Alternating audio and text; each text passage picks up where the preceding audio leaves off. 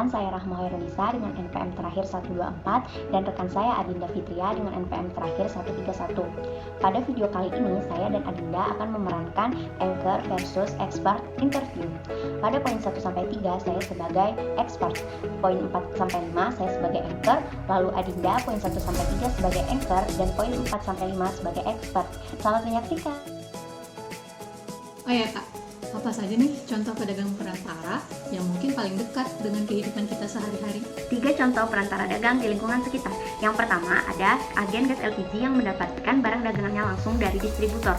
Yang kedua ada kasir Indomaret atau Alfamart yang menurut KUHD sebagai perantara dagang.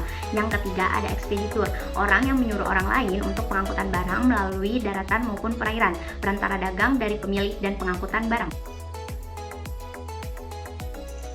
Gitu Kak. Jadi di antara 3 contoh perantara dagang yang telah Kakak paparkan tadi, apa saja sih yang sebenarnya menjadi pembeda? 3 pembeda utama dari masing-masing perantara dagang. Yang pertama ada yang melalui distributor, lalu ada kasir di sini sebagai bank atau suatu lembaga berupa perusahaan yang mewakili nasabah untuk melakukan pembayaran pada pihak ketiga, penerimaan uang pada pihak ketiga, menyimpan uang milik nasabah. Dan yang terakhir ada yang melalui ekspeditur atau pengangkutan barang.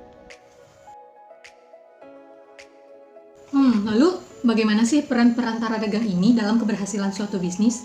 Pedagang perantara dalam keberhasilan suatu bisnis. Pedagang perantara memiliki peranan yang sangat penting dalam keberhasilan suatu perdagangan komoditas, yaitu sebagai penghubung antara produsen dan konsumen. Pedagang perantara dalam jalur distribusi berperan mengatasi kesenjangan waktu antara produsen dan pemakai produk konsumen. Lalu, pedagang perantara pula turut memberikan andil dalam menciptakan fungsi saluran distribusi, menciptakan manfaat, waktu, kepemilikan, dan tempat. Apa saja sih dasar hukum dari salah jenis perantara pedagang? Perantara dagang itu diatur di dalam KUHD atau Kitab Undang-Undang Hukum Dagang, dan ada juga yang diatur di luar dari KUHD. Apa saja itu? Perantara dagang itu yang diatur dalam KUHD atau dalam Wetboek van Koophandel voor Indonesia. Itu diatur dalam bab 4 dan bab kelima, mengatur tentang bursa dagang, makelar, dan kasir. KUHD bab 4 ini terdiri atas 3 bagian. Bagian pertama membahas tentang bursa perdagangan yang diatur dalam pasal 59 sampai pasal 61. Dan selanjutnya bagian 2 itu mengatur tentang makelar dari pasal 62 sampai pasal 73. Dan pasal 74 dan 75 atau bagian 3 itu mengatur tentang kasir. Nah, pada bab 5 di KUHD itu membahas tentang ekspeditur, komisioner, pengangkut dan juragan kapal yang mengarungi sungai-sungai serta perairan pedalaman. Ya, kayak yang pertama itu membahas tentang bagian 1 dari komisioner, yaitu terdiri dari pasal 76 sampai pasal 80A, dan yang kedua ada ekspeditur yang dibahas pada pasal 86 sampai pasal 90, dan yang ketiga ada pengangkut dan juragan kapal yang mengarungi sungai-sungai dan daerah pedalaman, itu diatur dalam pasal 91 sampai 99. Selanjutnya bunyi dari masing-masing pasalnya akan tercantum pada slide berikut ini. Oke, berikut tampilan dari Kitab Undang-Undang Hukum Dagang atau Wetboek van Koophandel voor Indonesia.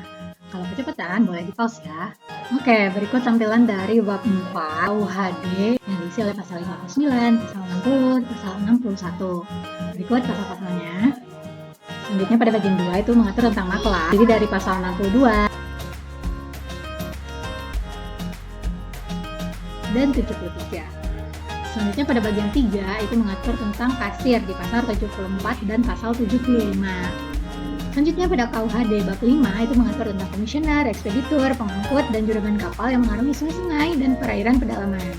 Pada bagian 1 mengatur tentang komisioner pada pasal sampai pasal 85A. Selanjutnya bagian 2 ekspeditur itu diatur dari pasal 86 sampai pasal 90. Selanjutnya bagian 3 itu tentang pengangkut dan juragan kapal melalui sungai-sungai dan perairan pedalaman diatur melalui pasal 91 sampai pasal 99.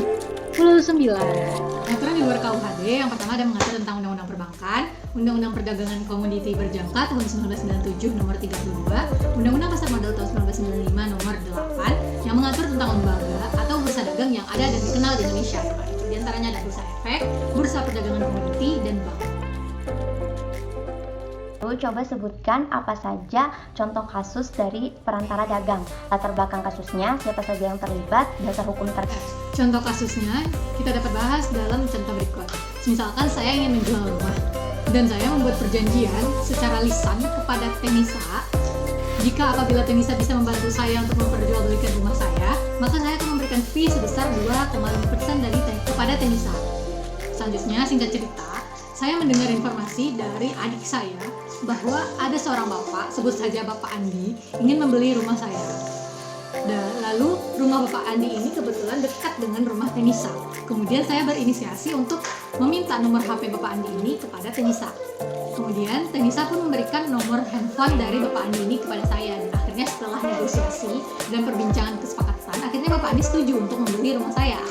Selanjutnya tiba-tiba di suatu hari Tenisa datang menemui saya untuk meminta fee sebesar 2,5% ini, karena dia di sini berasumsi bahwa Tenisa sudah berjasa sebagai maklar dalam memperjualbelikan rumah saya ini. Pertanyaannya, benar nggak sih Tenisa ini sebagai pedagang perantara atau maklar dalam jual beli rumah ini? Lalu di mana sih sebenarnya andil yang diberikan oleh Tenisa ini, padahal hanya memberikan nomor HP kepada saya untuk memperjualbelikan rumah itu? Berikut akan kita bahas jawabannya.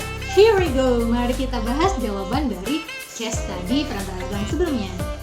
Oke, dari permasalahan tadi kesimpulannya adalah bahwa dari pandangan hukum, baik itu dari Undang-Undang Perantara Dagang, KUHD, maupun Peraturan Menteri Perdagangan Republik Indonesia Nomor 33/M/DAG/Per/8 tahun 2008, bahwa Tenisa di sini tidak termasuk kategori maklar. Namun di sini telah tercipta perjanjian lisan antara saya dengan Tenisa dengan fee sebesar 2,5% kalau Tenisa berhasil membantu saya dalam perjualbelikan rumah ini. Sesungguhnya dalam kejadian tersebut itu telah harus dipenuhi, maka saya punya kewajiban untuk memberikan fee sebesar 2,5% kepada Tenisa, walaupun Tenisa di sini hanya berperan sebagai memberikan nomor HP Bapak Andi kepada saya, tapi tetap itu menjadi hak Tenisa, fee sebesar 2,5% dari hasil penjualan. Namun apabila saya di sini masih merasa bahwa fee 2,5% itu terlalu besar saya berikan kepada Tenisa, maka saya di sini boleh melakukan negosiasi kembali dengan Tenisa untuk menyesuaikan kembali fee dengan kontribusi yang telah diberikan oleh Tenisa terhadap penjualan rumah saya ini. Lebih itu teman-teman, kalau misalkan dalam keseharian kita banyak mendengar perantara dagang yang menjualkan bisnis properti seperti rumah, apartemen, dan yang lain-lainnya itu, kalau misalkan dia tidak benar-benar mengambil sumpah di depan pengadilan, maka itu tidak bisa resmi dikatakan sebagai maklar. Sehingga hukum yang mengaturnya pun juga tidak ada apabila terjadi persengketaan antara maklar maupun pemberi kuasa di sini.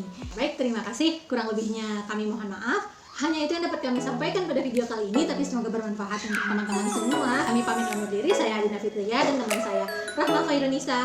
Assalamualaikum warahmatullahi wabarakatuh. Sampai jumpa di video berikutnya.